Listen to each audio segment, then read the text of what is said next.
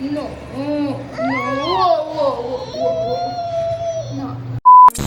Hi everyone, welcome back to another mini blog. চলো আজকের দিনটা আমরা একসাথে কাটাই। সকালটা শুরু করলাম কয়েকটা ভেজানো কাঠবাদাম খেয়ে, আর সকালে এটা খেতে আমার বেশ ভালোই লাগে। তারপর কিছুক্ষণ ওয়ার্কআউট করলাম, আর ওয়ার্কআউটের পর অবশ্যই ভালো করে জল খেয়ে নিলাম। এরপরে ছাদে গিয়ে দেখি আমাদের গাছে এত সুন্দর ফুল ফুটেছে, কিন্তু সত্যি বলতে ফুলটার নাম কি আমি জানি না, বাট তোমাদের মধ্যে কেউ চিনে থাকলে আমাকে অবশ্যই কমেন্ট করে জানিও। আর এখানে দুপুরে লাঞ্চের জন্য মা পাবদা মাছের একটা তরকারি রান্না করছিল।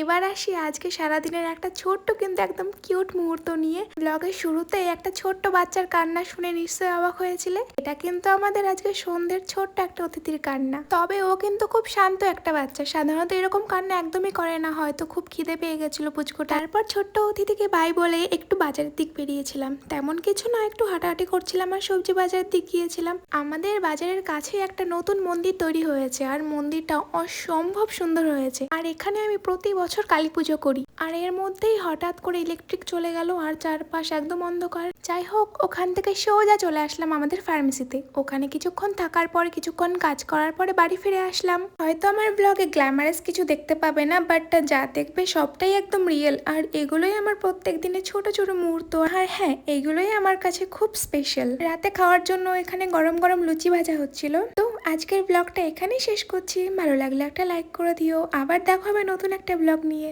বাই।